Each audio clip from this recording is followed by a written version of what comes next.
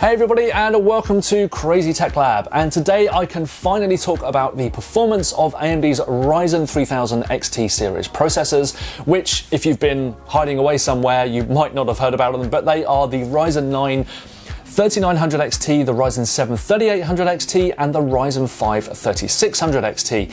So first of all though, don't forget to subscribe to my channel and click the subscribe icon and notifications to turn them on as well, so you are notified when I upload a video. Your support means a lot, and the more subscribers I get, the more videos I can do, basically. All sorts of things in the pipeline with PC modding, overclocking, PC build guides, all sorts of stuff, so do subscribe to my channel and turn on those notifications.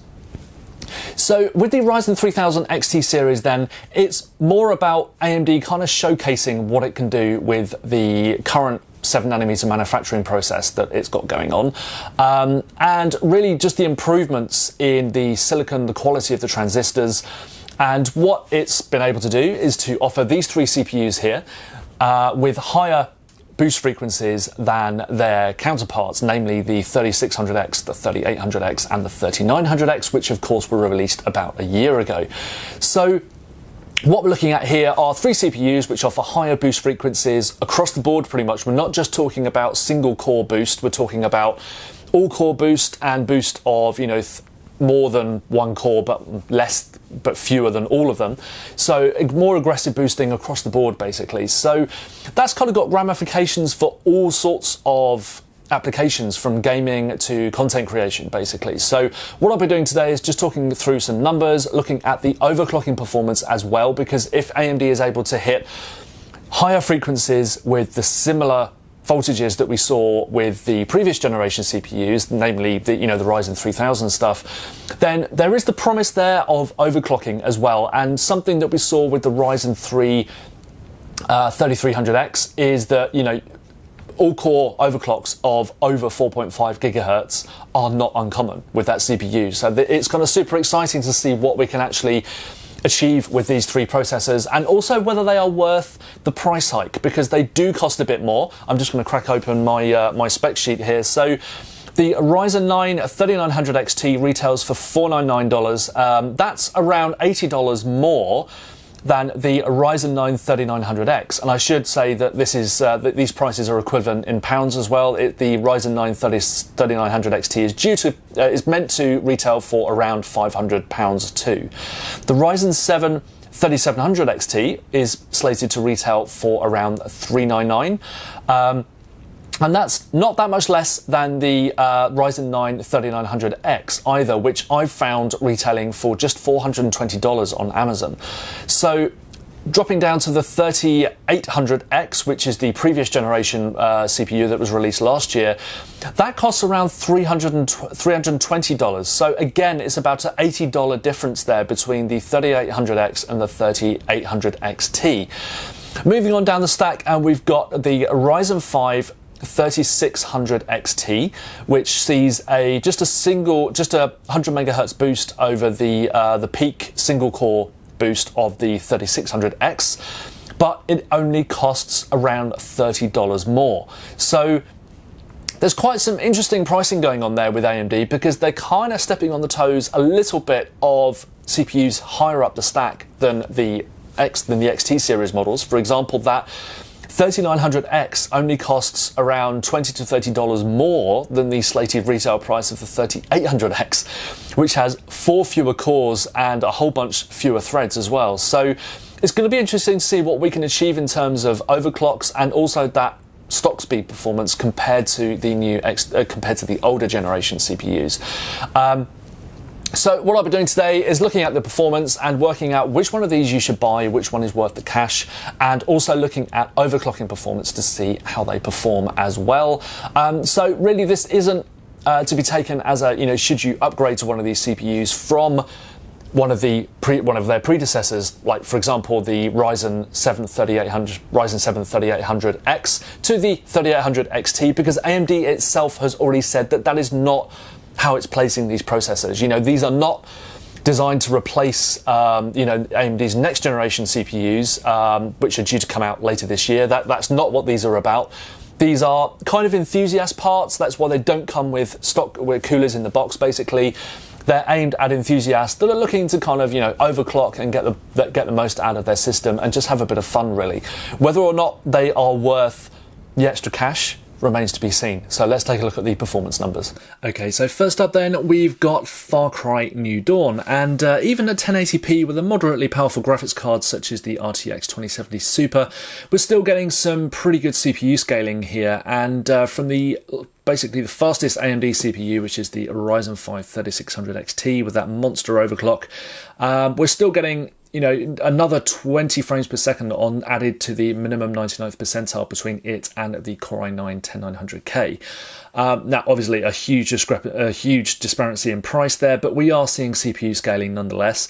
However, as you move down the graph, you'll see that there's not actually that much between a lot of these processors. So 91 frames per second on the minimum 99th percentile is only a few frames ahead of the stock speed score for that CPU, despite that massive overclock. So we're going from 87 frames per second, 99th percentile, to a 91 on the 99th minimum as well. So that's between stock and overclocks. And if we just drag this down to the Ryzen 5 3600X, if we can find it, so it's down here. So we're looking at a frame rate of 82 frames per second on the minimum 99th, and that basically increases to 87 frames per second with the 3600XT. So that extra frequency, that extra boosting has actually had an impact there in this game, and it continues to do so once that CPU is overclocked.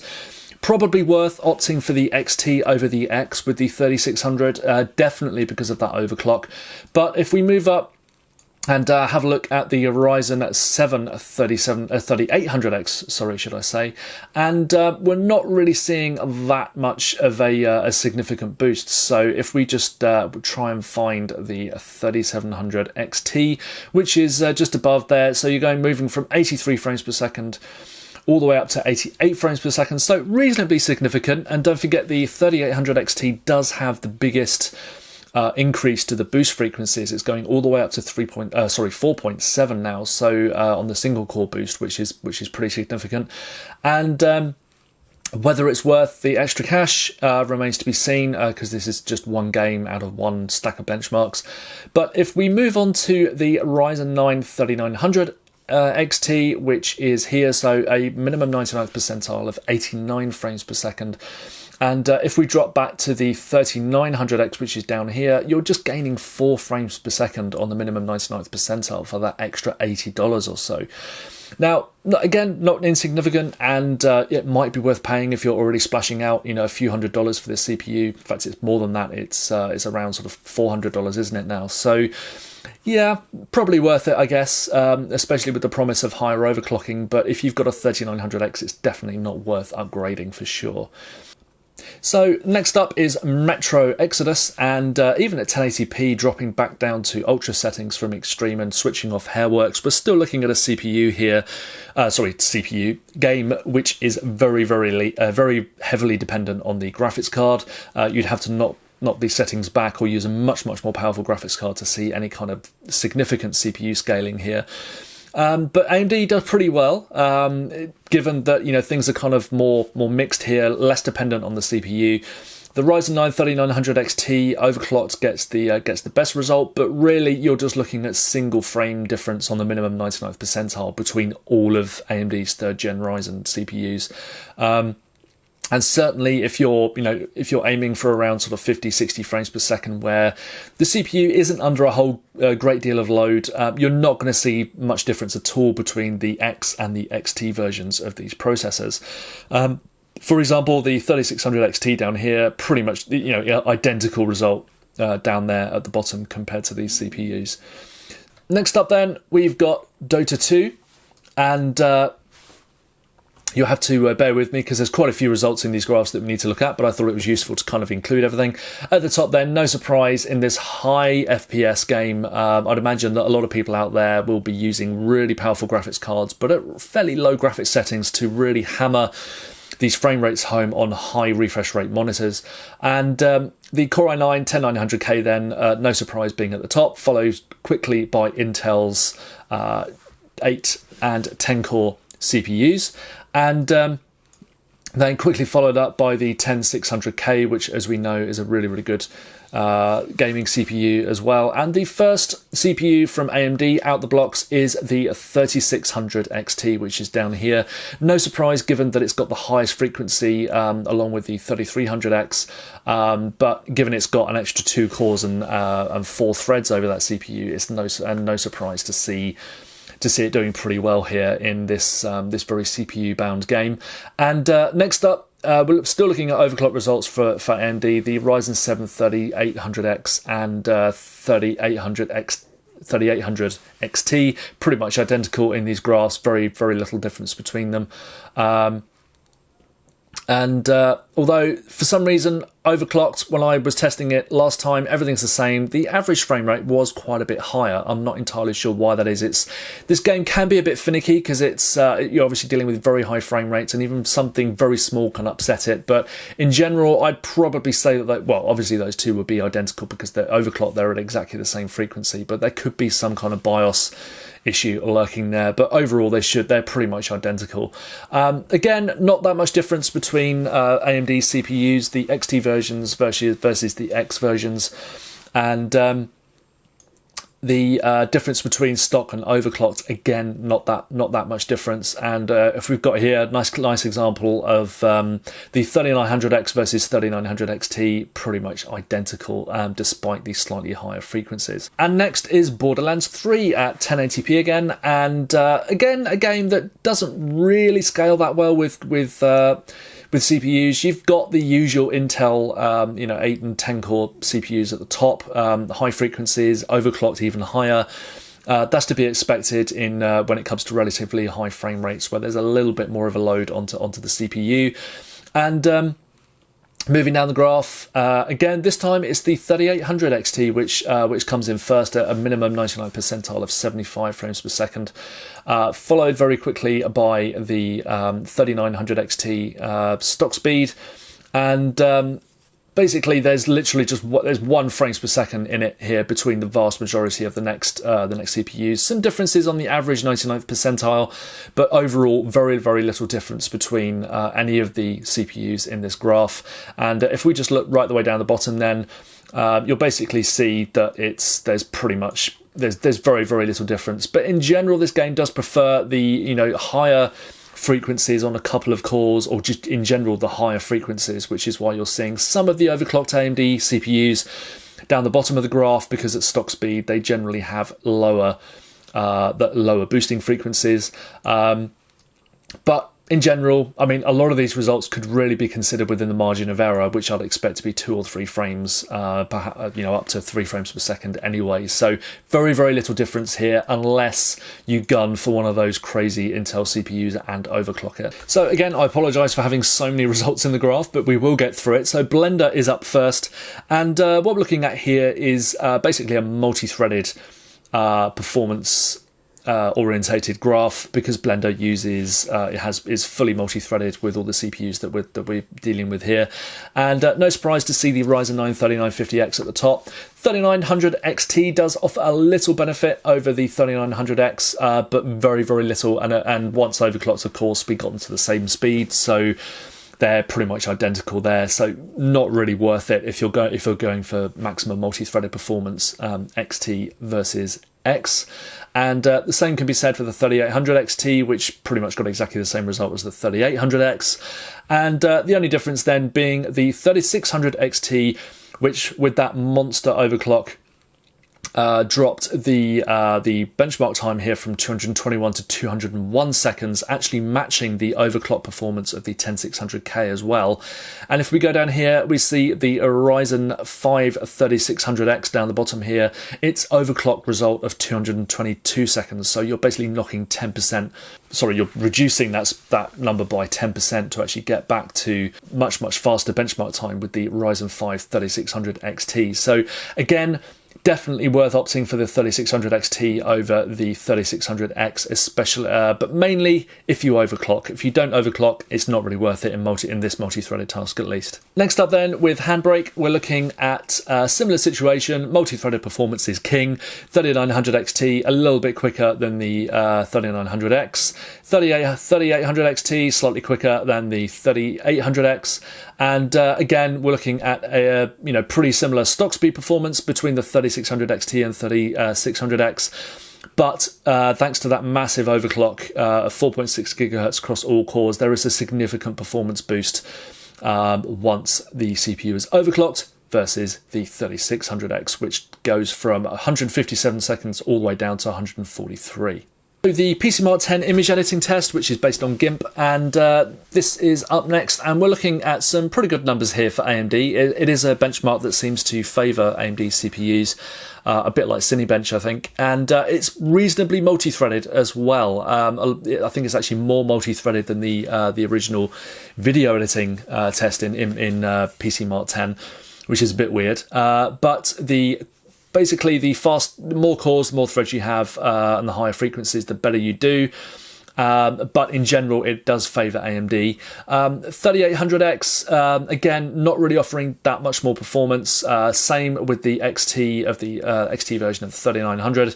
A couple of hundred extra points, nothing to be sniffed at, but not really worth the extra that you will be paying for them.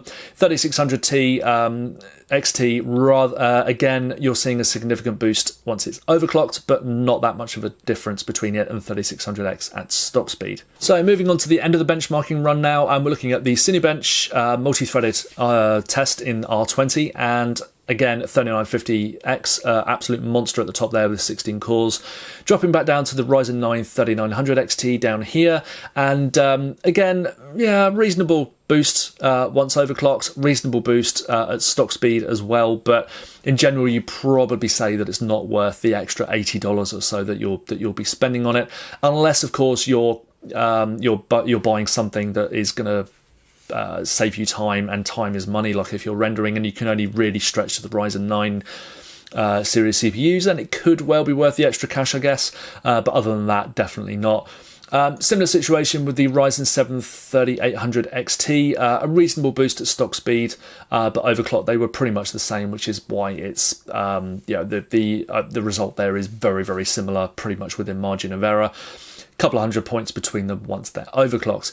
And once again, familiar story here, 3600XT, that massive all-core overclock, seeing an increase of around 300 points to that score of the 3600X. And a reasonable boost to the stock speed score as well, again about 300 points there. So there seems to be a lot of difference here with or a lot of concentration, should I say, on single-threaded performance, both with Intel and AMD. So Intel was very, very concerned about promoting its single core frequency, and as you can see here, the 10900K does perform very, very well here, and Intel was very keen to offer that because it did topple the 3950X, which was, up until that point, was the fastest in this test that I'd ever seen. That massive 530 on the single-threaded test. And at the top of the graph now then, the Ryzen 9 3900XT managed 538 points. So that's an absolute huge single-threaded score, but maybe not that useful in the real world, because as soon as you start loading up more cores, that 4.7 gigahertz is going to come crashing down, and you'll be looking at something, either in the mid 4000 megahertz, like 4.3, 4.4, if it's just a few cores that are loaded, and it drops all the way back down to like 5.1 or something like that once you're loading all cores. Again, these two CPUs do benefit from leaving them at stock speed in lightly threaded workloads. If you do a manual overclock, you are going to be seeing lower frequencies, basically, within those lightly threaded workloads. However, if we look at the Ryzen 5 3600XT, that 4.6 gigahertz is higher than its stock speed single core boost. So a manual overclock on this CPU, as you can see here, is absolutely worth it, because you get a higher single core boost or higher frequency compared to the single core boost, and much faster multi-threaded performance as well. So a rare case with Zen 2 where a manual overclock is definitely worth it. Even if you don't want to use what the 1.325 volts that I used, you're still going to be able to match that single core boost at a much lower voltage, probably if you aim for like 4.5 gigahertz or something like that. So, and even there, it's significantly quicker than a lot of other CPUs we've tested. Finally, then, with the raw performance benchmarks, we've got Adobe Premiere Pro, and here traditionally Intel has done pretty well with the high-end desktop CPUs, but I've omitted them in this graph because we're mainly focused on mainstream desktop in this review today. And the 3900XT, yeah, it does offer a small bump, but again, that's I don't think anybody would pay $80 for just cutting your rendering times by such small margins. 3800XT, again, not that much difference, and either stock speed or overclocked. And moving down to the Ryzen 5 3600XT, we're looking at a significant performance boost compared to the stock speed overclocked 3600X. So probably not worth an upgrade still, I don't think, unless you're literally using Premiere Pro all the time and you just want to sell your 3600X on eBay and drop in a 3600XT. You could consider that, I guess, but really, if you're it's more people that are in the market for a new CPU now. The 3600XT is by far and away AMD's best Zen 2 6-core CPU. I think you definitely pay the extra. However, if you are going to be spending a lot of time either rendering or video encoding, the 3700X is always going to be worth spending that little extra more, especially given that a lot of the CPUs now are kind of seeing a bump up in price. And the same could be said for the 3800XT, perhaps even more, because we're looking at not that much of a difference price-wise between it and the 3900X. And as you can see here, it knocks a huge amount off both at stock speed and when overclocked. So the final graphs then, if you're still listening, that is, and we're looking at the load power consumption. And here we have to go a reasonable way down the graph to see the XT CPUs, but they are pretty much identical to basically the X series CPUs. Very little differences between them here, and they could just be movements or with frequencies, especially at stock speed.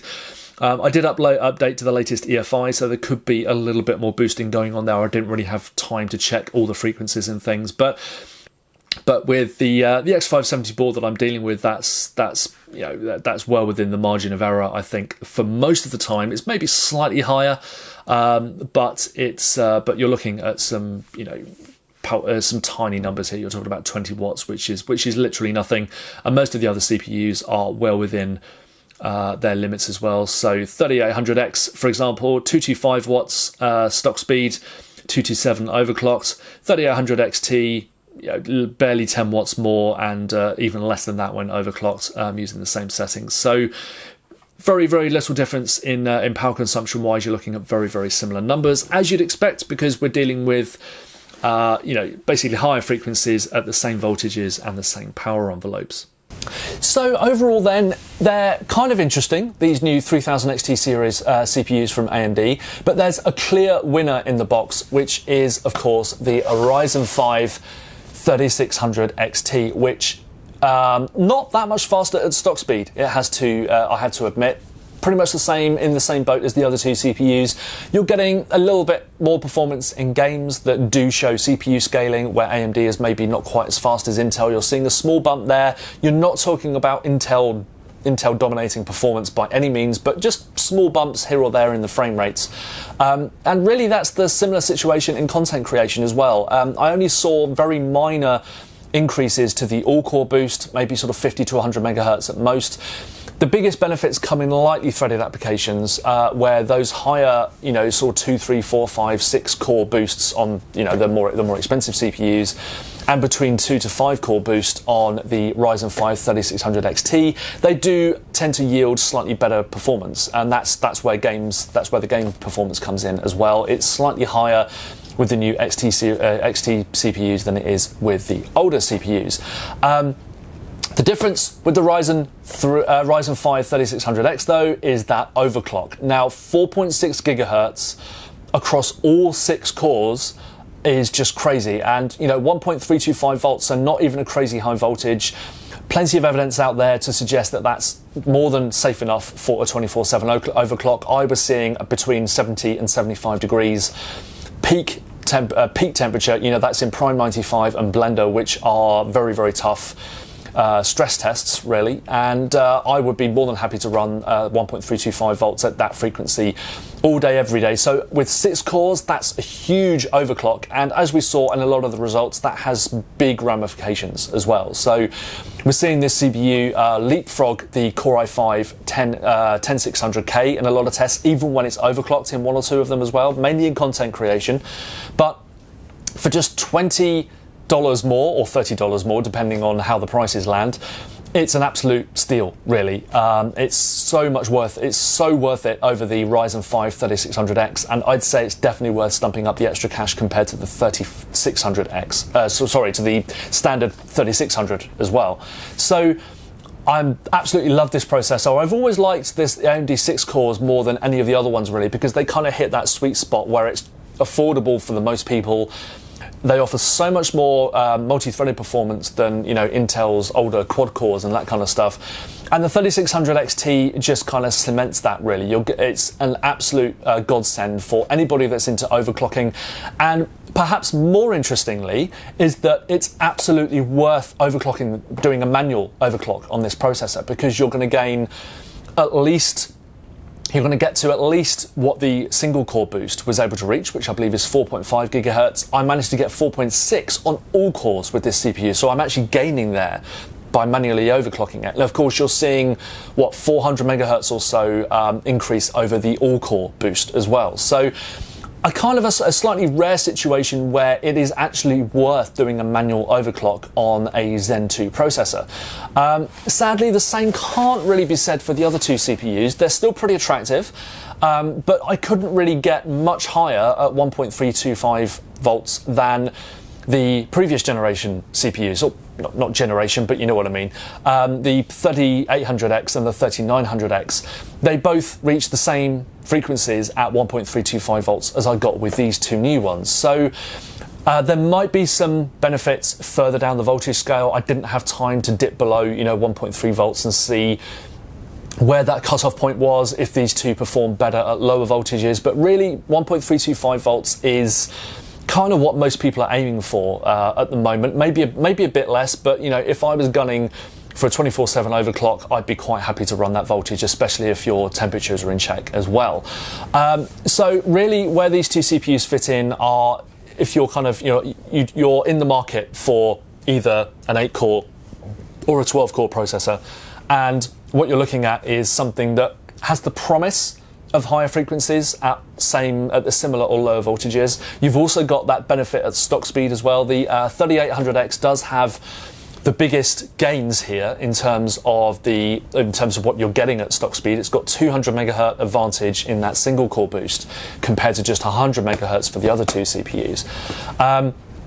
But ultimately, whether they're worth the extra cash is whether you're prepared to take that silicon lottery risk and try and get better frequencies. Ultimately, what I did find is that both of these CPUs actually hit slightly higher frequencies if I did push the voltage a little higher. If it went up to 1.375 volts, which again is maybe questionable in terms of a 24/7 overclock, but I did hit 4.4 gigahertz on the 3900 XT. I could only get to 4.3 on my 3900X, so definitely a higher frequency, definitely higher overclocks possible with these CPUs if you're prepared to go a little higher on the voltages. And again, as I say, maybe higher overclocks for lower voltage as you dip below 1.3 volts, which unfortunately I didn't have time to test in time for the embargo today. So really, if you're an enthusiast, I'd definitely consider the 3800 XT and 3900 XT, but really they don't offer that much more performance at stock speed. It's tangible, but maybe not worth the extra cash. But what you might be gaining is overclocking performance. From my samples, maybe not so much. You're looking at maybe 100 megahertz higher, but certainly nothing crazy unless you're really pushing the voltages. I could only get a maximum of 4.4 gigahertz on an all-core overclock using reasonable voltages that I would consider safe for everyday overclocks. So, as I said, the star of the show for me, with these samples at least, of course I haven't tested multiple versions of these CPUs, I've only tested these that AMD sent me. The star of the show is the Ryzen 5 3600X. It's an absolute, XT, getting confused with the names already. The Ryzen 5 3600XT is an absolutely stonking CPU for the cash. It's showing similar overclocking prowess to the Ryzen 3 3300X, which I tested a little while back, and that too managed a 4.6 gigahertz all-core overclock, albeit with slightly higher voltage.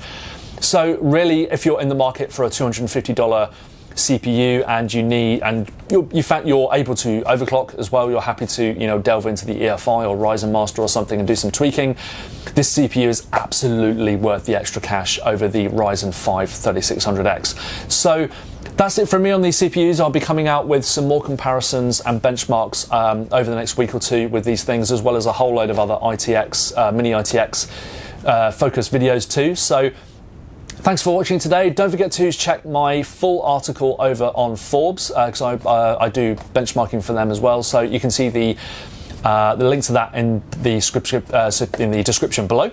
And thanks for watching.